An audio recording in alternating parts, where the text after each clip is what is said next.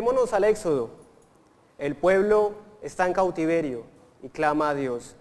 Dios lo oye, escoge a Moisés y vemos entonces la Pascua. El pueblo es liberado con poder. Se abre el mar, el faraón y su ejército mueren bajo el mar y el pueblo queda libre al otro lado del Mar Rojo. Quiero que imaginemos qué pasaría o que imaginemos si Dios le hubiese dicho en ese mismo instante, después de haber pasado el mar, a Moisés, algo como, bueno, ahora marchen ustedes y yo los espero en la tierra prometida. ¿Qué habría pasado con este pueblo vagando solos por el desierto? ¿Qué clase de libertad sería esta? ¿Podríamos decir nosotros que el Éxodo seguiría siendo tipo y sombra de la obra perfecta de Cristo? El plan de Dios con el cautiverio de Israel en Egipto y su éxodo hacia Canaán era mostrarles una sombra de algo mayor. En todo el Antiguo Testamento, la posesión de la tierra prometida se presenta como una sombra de una realidad futura, la Jerusalén celestial, a la cual nos conducimos todo el pueblo de Dios para entrar en su reino. Recordemos que toda la humanidad se encuentra expulsada desde Edén, desde la rebelión de Adán y Eva. Dios, siendo eternamente santo, aborrece el pecado y cuando Adán y Eva caen, corta la unión y la comunión con ellos, pues Él aborrece el pecado y los expulsa y los hace a un lado de su presencia. Pero inmediatamente vemos la promesa en Génesis 3:15, promesas que se ratifican luego con Abraham, con Isaac, que sería sombra de que Dios proveería un cordero para redimir a su pueblo y satisfacer su propia justicia. Un cordero pascual que veríamos en Éxodo que liberaría al remanente de Israel. Vemos en todos los sucesos de Egipto hasta llegar a Canaán una sombra de la promesa, un haz de luz que apunta a una gloria mayor. Vemos prefigurado desde la elección soberana de Moisés y desde un despliegue de milagros y señales a un Dios todopoderoso que derrotaría a todas las potestades que tenían cautivo a su pueblo en la esclavitud del pecado. Una sombra que finalmente veríamos cumplida en la cruz de Cristo, en la obra de la cruz. Ese lazo que une toda la Biblia, ese hilo conductor es Cristo. En Él Dios revela el plan de redención para con su pueblo, para revelar el reino al mundo. Eso es lo que nos enseña la teología bíblica, que debemos conectar toda la Biblia con la obra de la cruz. Pero también nos enseña que es necesario entender cómo esas conexiones se conectan con nosotros en nuestra vida diaria. Es decir, en medio de esa historia del Éxodo en la que vemos el patrón de redención que apunta a Cristo, ¿qué nos enseña a nosotros, a nuestra vida como creyentes, una vez que hemos llegado a la cruz?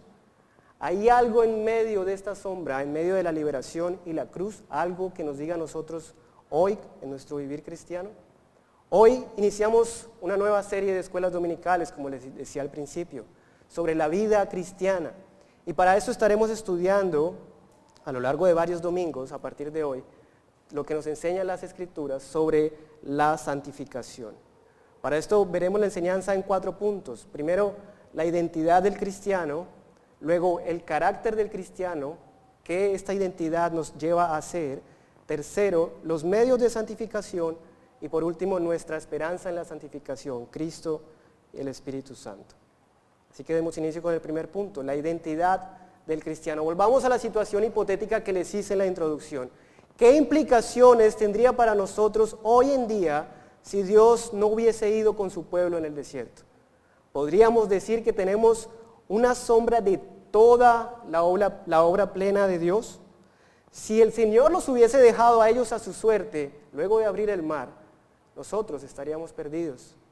El Señor, conforme a su pacto, libera a su pueblo y lo aparta para sí. Le da una ley para revelar su carácter santo a las naciones y a su pueblo, en lo que transcurre mientras los conduce de la liberación de Egipto hacia la promesa, la tierra prometida. Pero sabemos que ninguno de ellos, ni ninguno de los que ha muerto, como nos dice el autor de Hebreos, ha visto la tierra prometida en esta tierra mortal. Dice, aunque alcanzaron buen testimonio mediante la fe, no recibieron lo prometido. Así que estamos aquí en lo que se llama en teología el ya, pero todavía no. Somos salvos, pero aún no estamos glorificados. Por tanto, debe haber algo entre la liberación del pueblo y la tierra prometida, algo que nosotros tenemos que meditar. Tenemos que buscar un patrón dentro del patrón redentor, y es el de la santificación. El mismo Dios que a través del endurecimiento y derrota de Faraón reveló lo que luego haría con Cristo, es el mismo Dios que, habiendo elegido a su pueblo, le da una ley santa, justa y buena como estándar para un pueblo que es llamado hijo de Dios. Vemos acá lo que se llama la funcionalidad central del Evangelio. Les voy a explicar qué es.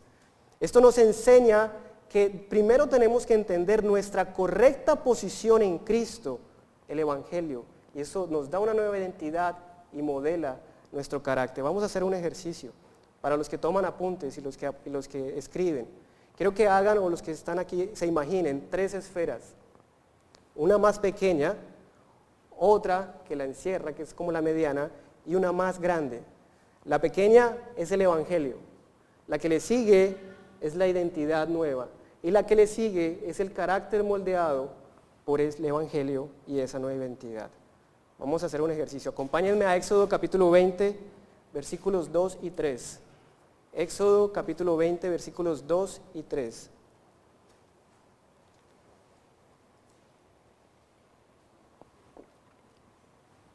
Dice: yo soy Jehová tu Dios, que te saqué de la tierra de Egipto, de casa de servidumbre. No tendrás dioses ajenos delante de mí. ¿Dónde creen ustedes que está ahí la primera esfera, el Evangelio? ¿Identifican el Evangelio en este texto? ¿Alguno? Yo soy Jehová tu Dios.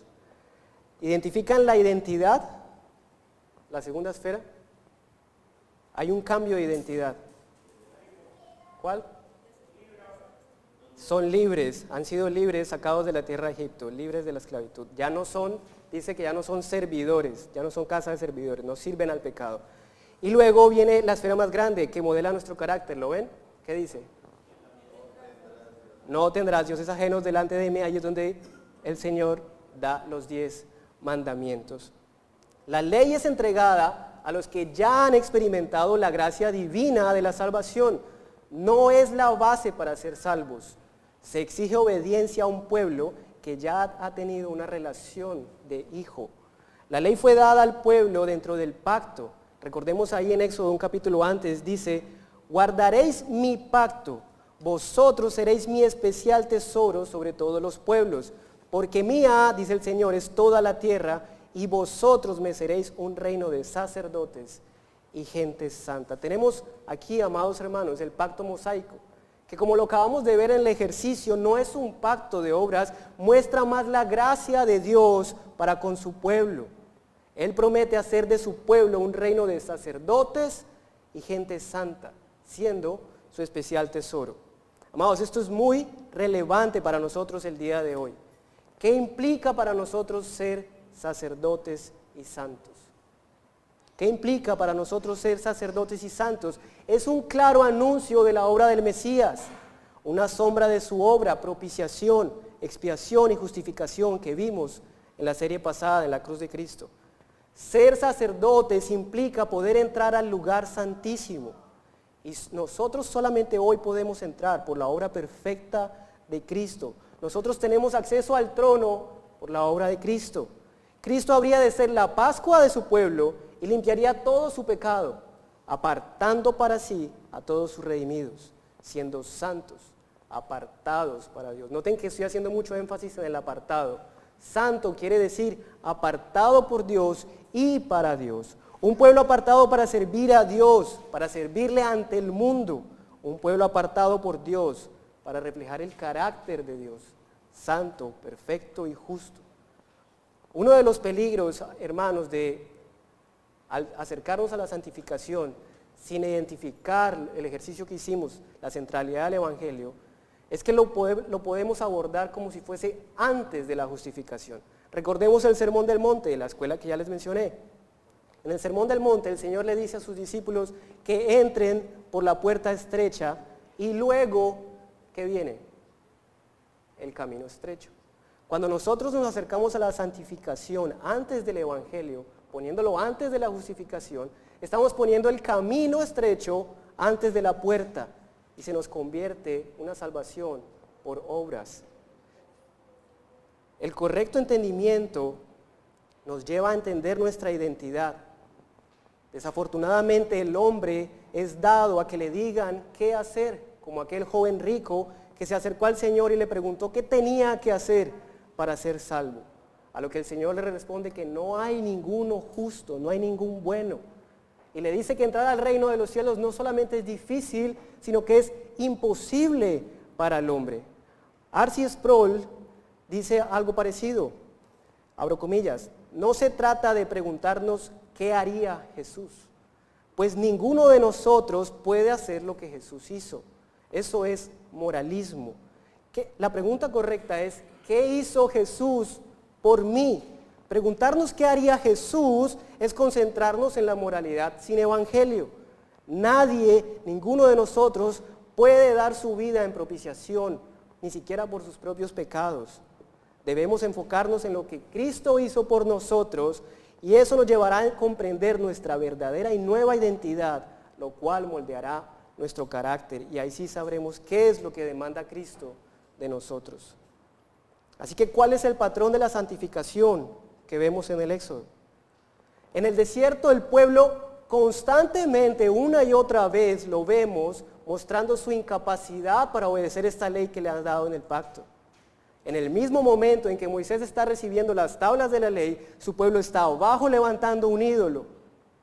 Más adelante el Señor va proveyendo a su pueblo y su pueblo constantemente se va quejando y murmurando contra Moisés, contra Aarón y contra el Señor. Y el castigo de Dios viene una y otra vez sobre su pueblo. Moisés mismo, que es mostrado y que conocemos como el gran profeta, Moisés mismo es mostrado como imperfecto para obedecer esta ley plenamente y muere sin entrar a la tierra nueva. Este patrón es el reflejo de nosotros como pueblo, es el patrón de nuestra incapacidad para cumplir la ley de Dios. Pero ese patrón tiene otra cara. Allí en medio del desierto, el pueblo es guiado por Dios. Lo vemos a través de la nube, a través de la columna de fuego. Y Él decide habitar en medio de ellos, en el tabernáculo. Dios expresa su gracia con su pueblo y su misericordia levantando levitas y sacerdotes que tenían que oficiar los sacrificios para aplacar la ira de Dios. Esta palabra tabernáculo es la misma que vemos en Juan 1:14, cuando nos dice que el Señor habitó entre nosotros, tabernaculizó. Esta es la sombra del Dios santo en medio del Éxodo, que llama a su pueblo a ser santo, pues Él le capacita para ser santo. Cristo vendría y al iniciar su ministerio sería llevado al desierto, al igual que el pueblo de Israel. Pero en medio de la tentación, Cristo no murmuraría ni caería en pecado, vencería al tentador. Cristo sería fiel en lo que Israel fue infiel. Cristo sería el verdadero Israel. En el Sermón del Monte enseñaría y daría una correcta interpretación de esta ley. Y Él, como el verdadero Hijo de Dios y el verdadero Israel, cumpliría en perfecta obediencia esta ley. En Cristo inicia nuestro verdadero éxodo, amados. Cristo es el mayor y mejor Moisés. En Cristo somos sacados del Egipto de nuestro pecado. Realmente somos libertados una vez y para siempre. Con despliegue de poder, con milagros y señales, somos traídos de la muerte a la vida. Y aquí empezamos a ver lo que podríamos llamar como una preciosa tensión. En la serie de la cruz de Cristo respondíamos a la pregunta, ¿cómo un Dios santo justifica al impío sin pasar por alto su justicia? Hemos visto y hemos dicho que Dios, por ser santo, apartó a Adán y a Eva de su presencia. En Éxodo, ante el pecado de su pueblo, les dice a Moisés que saque el tabernáculo de en medio y lo ponga fuera. Y cuando Cristo se hace maldición por nosotros, vemos en la cruz que Cristo le abandona, que el Señor le abandona y castiga y pone su ira sobre él. Dios se aparta del pecado. Así que, como un Dios santo que aborrece el pecado, ahora habita no solo en medio de su pueblo, sino en su pueblo. Como un Dios santo habita en pecadores. Pablo nos da la respuesta. Gálatas 2:20. porque ya no vivimos nosotros, sino que Cristo vive en nosotros. Lo que Cristo va a hacer cambia nuestra identidad y eso nos hace aceptos delante de Dios para poder vivir en presencia de Dios. Somos capacitados a través del Señor. Eso es lo que llamamos santificación posicional. Recordemos la cadena de la salvación. ¿La recuerdan? En la eternidad el Señor nos elige. En el tiempo de Dios nos llama eficazmente. Por la obra soberana de su palabra, su poderosa palabra, somos regenerados y nuestro corazón es convertido. Nacemos de nuevo. Se nos da por gracia la fe para proceder en arrepentimiento a Cristo y vemos la conversión. Y en ese mismo instante, la justicia de Cristo es puesta y aplicada a nosotros y somos declarados justos o correctos delante de Dios. Al estar en esa correcta relación con Dios, somos adoptados como hijos suyos y somos parte de su familia y podemos estar en su presencia y clamar a Abba Padre. Pero falta algo. Todos estos acontecimientos ocurren una sola vez, en un solo instante de la vida del creyente, y son obrados y aplicados soberana y sobrenaturalmente por el Señor en el creyente. Pero aún, esa es la preciosa atención, aún no somos perfectos, aún pecamos, aún tenemos el viejo hombre que nos lleva a luchar todos los días con el pecado y seguiremos pecando hasta el día de nuestra glorificación. Nos encontramos entre la santificación y la glorificación. Este interludio entre la adopción y la vida gloriosa en el cielo con el Señor es lo que llamamos santificación progresiva. Somos llamados a ser santos, pero Dios es quien nos preserva y nos lleva a perseverar. ¿Qué es eso de santificación posicional y progresiva? J.C. Ryle lo define así, abro comillas: la santificación es aquella obra espiritual interna que el Señor hace a través del Espíritu Santo en aquel que ha sido llamado a ser un verdadero creyente. Lo repito, la santificación es aquella obra espiritual interna que el Señor Jesús hace a través del Espíritu Santo en aquel que ha sido llamado a ser un verdadero creyente. La obra es la aplicación de la redención, que es una obra definitiva, pero progresiva. Es una obra definitiva, pero progresiva, que continúa a lo largo de nuestra vida y que nos conduce a pecar cada vez menos y ser cada vez más parecidos al varón perfecto. La santificación definitiva o posicional es una condición total. En el momento en que somos muertos al pecado y regenerados por el Espíritu Santo, en ese mismo momento somos nuevas criaturas y somos santos definitivamente y para siempre. Cuando un bebé nace, se da el certificado de nacido vivo, que quiere decir que el niño nació con signos vitales y que en efecto está vivo. El cristiano, y tengan cuidado con lo que voy a decir, no me malinterpreten, el cristiano nace santo. No quiere decir que cuando ustedes nacieron del vientre de sus madres nacieron santos, sino que cuando somos regenerados, cuando venimos a la nueva vida, el certificado de nacido vivo dice santo.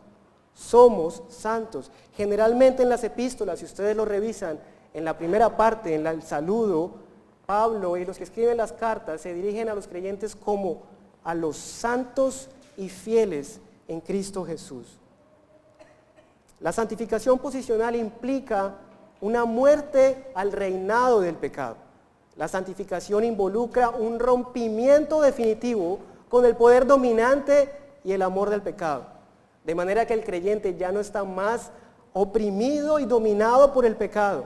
No quiere decir que el pecado ha muerto, sino que nosotros hemos muerto al pecado. Pablo dice en Romanos 6:11, también vosotros consideraos muertos al pecado, pero vivos para Dios.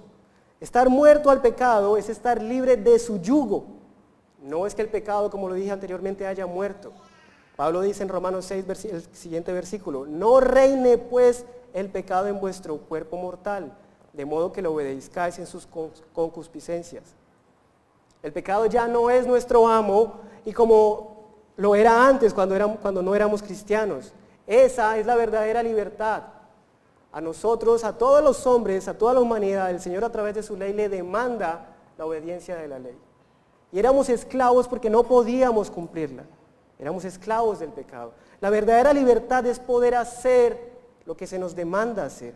Ahora como creyentes hemos sido capacitados y podemos cumplir la ley de Dios en Cristo Jesús. Podemos, como dice Pablo en la primera carta a los Corintios, porque ahora somos templo del Espíritu Santo. Retomemos la pregunta que hacíamos al principio de este punto. ¿Cómo es que este Dios Santo habita en medio y en pecadores? Como dijo Lutero, somos simultáneamente justos y pecadores. Es decir, somos pecadores redimidos. Hemos sido dotados por el Espíritu Santo, del Espíritu Santo en nuestras vidas, y Él obra en nosotros a fin de llevarnos a la glorificación.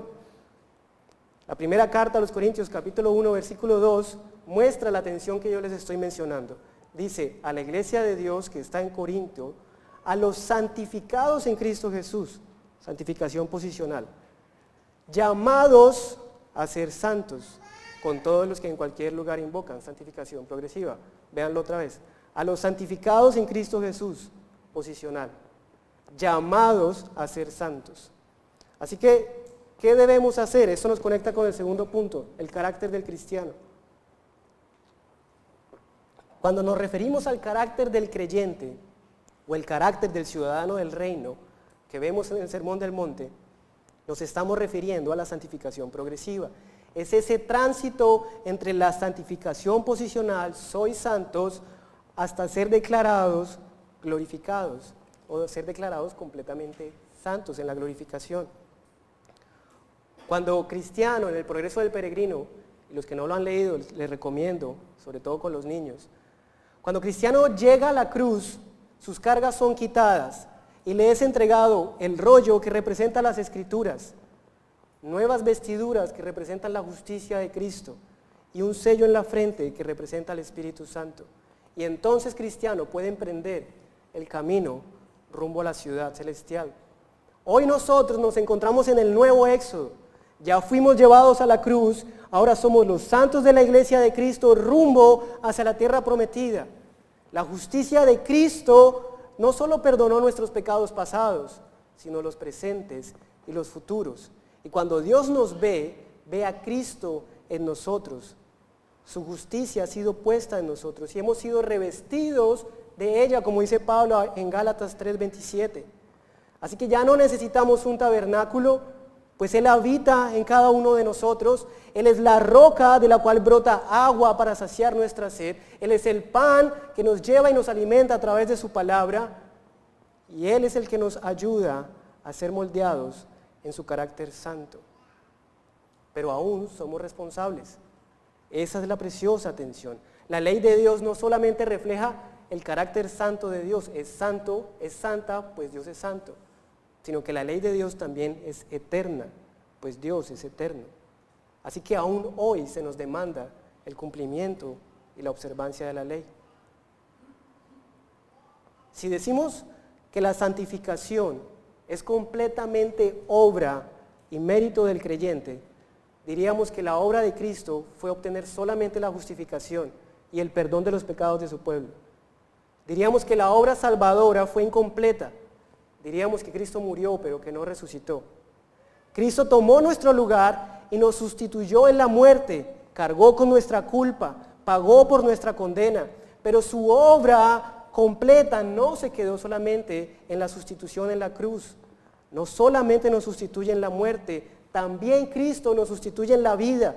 Mediante su obediencia activa también nos sustituye. Nosotros teníamos que cumplir toda la ley y lo que nosotros debíamos cumplir perfectamente, Cristo lo cumplió. Él llevó una vida de obediencia perfecta. Cuando su justicia nos es imputada, también nos es dado el Espíritu Santo que le levantó a Él entre los muertos. Y es Él, el Espíritu Santo, el que nos capacita para observar esta ley que nosotros por sí solos no podemos cumplir. El Señor Jesús ha tomado sobre sí todas las necesidades de su pueblo. No solo lo ha librado de su muerte, no solo lo ha librado de los pecados, sino que también pone en nuestros corazones el Espíritu Santo y nos ha librado del dominio del pecado. Dice Pablo en primera carta a los Corintios, no solo es nuestra justificación, sino también nuestra santificación. Pero si decimos que la santificación depende completamente de Dios, decimos entonces que el hombre o ya es glorificado o que no es responsable. Y entonces, ¿qué hacemos con todos los imperativos, por ejemplo, del Nuevo Testamento, que nos llaman a cuidar y a guardar o a santificarnos y a mejorar y a buscar el carácter de Cristo? Diríamos que la Biblia está errada. Diríamos que nuestra fe es vana. Vamos a realizar otro ejercicio con la tensión de la que estamos hablando. Y lo primero que quiero que tengan en cuenta cuando les hablo de esta tensión de soberanía de Dios y responsabilidad del hombre es que no son pares. No es como si estuviéramos hablando de la pierna derecha del hombre y la pierna izquierda del Señor. Estamos hablando de dos esferas que se superponen o que una contiene a la otra. Una esfera pequeña es la responsabilidad y la esfera que le gobierna es la soberanía de Dios. Hagamos ese ejercicio, yo les pregunto. La salvación, ¿en qué esfera está? Recordemos, la primera esfera es la responsabilidad del hombre y la segunda esfera que gobierna todo es la soberanía de Dios. La salvación, ¿en qué esfera creen ustedes que está? En la soberanía de Dios. No es responsabilidad nuestra, está en la soberanía de Dios. La palabra dice que la salvación es del Señor. El arrepentimiento diario, ¿es responsabilidad nuestra o soberanía de Dios? Es nuestra responsabilidad. El orar, ¿es nuestra responsabilidad o es soberanía de Dios? Nuestra responsabilidad. Y la respuesta de esa oración, soberanía de Dios. ¿Qué pasa si nosotros movemos los límites de esta esfera? Si yo agrando los límites de mi responsabilidad y toco los límites de la soberanía de Dios, ¿qué pasa? Si yo agrando los límites de mi responsabilidad, caigo en el conductismo y en el legalismo, tratando de hacer lo que Dios debe hacer, tratando de ganarme la salvación, tratando de obtener la respuesta a mis oraciones. Pero si yo reduzco la esfera de la responsabilidad del hombre, caigo en el libertinaje. Y entonces no tengo nada que hacer porque Dios es soberano. Dios es quien pone el querer y el hacer, entonces yo no hago nada. Ese es el peligro de mover las esferas. Tenemos que mantener un correcto equilibrio entre esta tensión, la responsabilidad del hombre y la soberanía de Dios. Pues como nos dice Juan, en Juan 15:5, separados de Dios, separados de Cristo, nada podemos hacer. Cuando hablamos de la santificación, debemos, amados hermanos, entender que es responsabilidad nuestra el ejercitarnos en los medios de gracia que nos han sido dados. Debemos también descansar en que el fruto de ejercitarnos en esos medios de gracia depende de Dios. No oramos para mover la mano de Dios, no leemos la Biblia para parecer más santos delante de Dios, no perdonamos a nuestros hermanos para parecer más piadosos delante de Dios. Tenemos que cumplir la ley de Dios, sí, pero tenemos que cumplirla como los esposos tienen que amar a sus esposas. Tenemos que obedecer la ley de Dios como los padres aman y honran a sus padres, o los hijos aman y honran a sus padres. Tenemos que obedecer la ley de Dios como un padre consuela a su hijo cuando está triste. El pastor John Piper dice lo siguiente a propósito del cumplir la ley de Dios, abro comillas, y él habla sobre el deber de orar. En este preciso momento, por toda esta sala, el diablo está susurrando al oído, se está volviendo legalista, va llegando a la sección legalista, está empezando a usar la culpa ahora, está a punto de usar la ley. Eso es lo que realmente está diciendo. A lo que yo respondo, dice Piper, al infierno con el diablo y todas sus mentiras destructivas. ¿Es un deber? Bueno, podéis llamarlo así. Es un deber de la misma forma, así como el buzo tiene que ponerse su tanque de aire antes de tirarse al agua. Es un deber de la misma forma, así como las personas que tienen hambre tienen que ir por comida. Es un deber de la misma forma, así como las personas sedientas necesitan del agua. Es un deber de la misma forma, así como un diabético necesita ponerse su insulina. Entonces puedes decirle deber, si así quieres, Odio al diablo, odio la forma en que está matando a alguno de ustedes al convencerlos de que es legalista hacer oraciones regulares, de que es legalista hacer oraciones en privado y con disciplina. Odio al diablo y la forma en que te está matando, diciéndote que es legalista ser tan regular en tus oraciones como cuando duermes o como cuando comes. Piper pregunta, ¿es legalista comer 3 veces al día? Duermes todas las noches y comes todos los días por tu bien. El diablo se muere de risa por lo fácil que puede vencer a los cristianos. Se muere de risa por lo fácil que podemos caer en lo trillado. Eso es legalismo. Dios nos ha dado los medios de gracia. Si no comemos, nos morimos de hambre. Si no tomamos agua, nos morimos de sed. Si no nos ejercitamos, se atrofian nuestros músculos. Si no respiramos, nos asfixiamos. Y así como hay medios físicos para la vida, hay medios espirituales para la gracia. Así de simple. Muchos de ustedes, dice Piper, están tratando de vivir su vida sin respirar, sin comer, sin beber, sin hacer ejercicio. Y se preguntan, ¿qué está fallando? No es culpa de Dios, es tu culpa. Amar a Dios, amados hermanos, es obedecerlo, sí, pero no obedecerlo porque tenemos que obedecerlo. Si decimos que amar a Dios es obedecerlo porque tendríamos que pedirle perdón a todos los fariseos y escribas. Amamos a Dios porque, como nos dice Juan, la primera carta de Juan, entendemos la funcionalidad del Evangelio, porque Él nos amó primero. Y como Él nos amó primero, entonces nosotros le amamos. Y sus mandamientos, dice Juan, en primera carta de Juan 5:3, no son gravosos. Porque hemos sido amados por Dios primero, ahora nos deleitamos en hacer su voluntad, en cumplir sus mandamientos. Hagamos otro ejercicio, acompáñenme a Salmo 116. Salmo 119, perdón.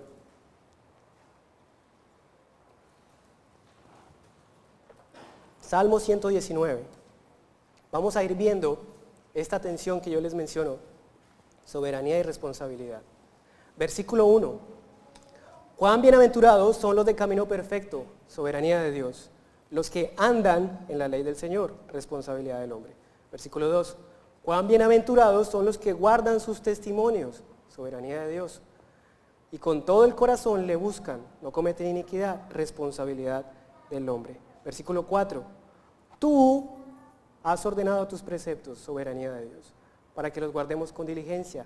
Versículo 5. Ojalá mis caminos sean afirmados. ¿Afirmados por quién? Por el Señor, soberanía de Dios. Para guardar tus estatutos, responsabilidad del hombre. Versículo 8. Tus estatutos guardaré, responsabilidad del hombre. Parte B. No me dejes en completo desamparo, soberanía de Dios. Versículo 9. ¿Cómo puede el joven guardar puro su camino? Guardando tu palabra, responsabilidad del hombre. Parte B del versículo 10. No dejes que me desvíe de tus mandamientos, soberanía de Dios. Versículo 12. Bendito tú, oh Señor, enséñame tus estatutos, soberanía de Dios. Versículo 13. He contado con mis labios de todas las ordenanzas de tu boca, responsabilidad del hombre. Y vemos el fruto en el versículo 16. Me deleitaré en tus estatutos y no olvidaré tu palabra. ¿Ven esa preciosa tensión en la que estamos nosotros en la santificación? Recordemos la serie del monte, el sermón del monte. El cristiano es aquel bienaventurado que le ha sido dado el poder humillarse y reconocer su estado de miserableza y necesidad de Dios. Es aquel bienaventurado que ha podido reconocer su pecado, llorar por él y ser consolado por el Señor. Y luego de ser ese bienaventurado, es aquel que ha sido capacitado y convencido que en el cielo tiene un Padre bueno. Y por eso el Señor les dice, pidan y se os dará, llamen y se os abrirá. Mateo 7. Así que aquel que ha sido declarado santo, también ha sido capacitado para vivir como santo. Y como algo inherente a nuestra condición de santos, anhelaremos y desearemos vivir y deleitarnos en la santidad y en los mandamientos del Señor, pues Él, el que nos salvó, es santo. ¿Y hasta cuándo debemos santificarnos, amados hermanos? La santificación es progresiva. Dice Pablo que nos vamos transformando en semejanza cada vez más, en más y más gloria por la acción del Señor. Dice Pablo también en Filipenses 3:13, hermanos, no pienso que yo mismo lo haya logrado ya, más bien una cosa hago, olvidando lo que queda atrás, esforzándome por alcanzar lo que está adelante. Sigo avanzando hacia la meta para ganar el premio que Dios ofrece mediante su llamamiento celestial en Cristo Jesús. Debemos entender en la santificación y en esa tensión la doctrina de la perseverancia de los santos, porque tenemos que reconocer que seguimos pecando. El apóstol Juan nos dice que no podemos mentir, no podemos decir que no pecamos, si no lo hacemos pasar a él por mentiroso. Pero en la doctrina de la perseverancia creemos que el Señor nos guarda y que aunque caigamos en pecado, no caeremos a tal estado que caigamos de su gracia, sino que seremos llevados hacia la meta final. El Señor nos ilustra esto en Juan 13:10. Jesús le dijo, el que está lavado no necesita lavarse sino los pies, pues está todo limpio, y vosotros limpios estáis. Yo les pregunto, en esta mañana, antes de venir al servicio, ustedes se bañaron, supongo, o no todos. Me imagino que todos se bañaron. Se pusieron su vestido, su ropa y llegaron aquí, pero para venir aquí seguramente cogieron un taxi o un bus y tocaron con sus manos algunas cosas de las que están afuera. Ahora, antes de ir a almorzar, la mayoría de nosotros, ¿qué hacemos? Nos lavamos las manos. ¿Por qué no nos bañamos otra vez todo? Porque ya estamos limpios. Nos lavamos progresivamente, constantemente, en la petición del perdón de Dios por nuestros pecados. Y esa es la santificación progresiva. Y lo hacemos porque tenemos la confianza de que en Cristo tenemos un abogado fiel que intercede por nosotros para poder acceder al trono de la gracia y recibir su perdón. Y eso nos conecta con nuestro tercer punto, ya vamos terminando. Los medios de santificación. A lo largo de esta enseñanza, por encima, yo les he mencionado algunos de ellos. Creo que ya lo van a identificar. Pero tenemos que ser cuidadosos cuando hablamos de los medios de santificación, hermanos. Porque como les dije al principio, somos dados a que nos digan qué hacer. Y entonces tenemos nuestro listado y vamos haciendo nuestro chulito. Ya oré, ya leí mis versículos del día, ya ofrendé, ya vine el domingo al servicio, me voy a hacer lo mío. Eso no es. Tenemos que ser cuidadosos, porque si bien nos enseña la Biblia sobre el carácter del cristiano, no es el tema principal. Como lo vimos, es la identidad en Cristo la que moldea nuestro carácter. ¿Cuáles son entonces los principales medios de santificación descritos en la Biblia? Principalmente hay tres. La Escritura, Juan 17:17 dice, santifícalos en tu verdad, tu palabra es verdad. La oración, como lo vimos en el Sermón del Monte, luego de haber sido bienaventurados, el Señor nos capacita para orar. Y es a través de la oración que somos moldeados en el carácter del Señor y podemos conocer su voluntad y pedir porque se haga su voluntad en nosotros. Cuando pedimos que se haga la voluntad de Dios, somos santificados. Y finalmente, la comunión. El Proverbios 27:17 dice, el hierro con hierro se afila y un hombre aguza a otro. Amados, la comunión con hermanos muchas veces no es fácil, porque somos pecadores. Dice el pastor Sugel Michelén que somos obras en construcción. Nosotros no somos un hospital de gente sana, somos un hospital de enfermos. Al lado suyo hay un enfermo que se está quejando y sus gritos molestan. Al lado suyo hay una obra en construcción y están picando y están moldeando. La palabra limpiar en el Antiguo Testamento se refiere a algo parecido a lo que, como ustedes lo llaman acá, manduco. La limpieza del Señor es así.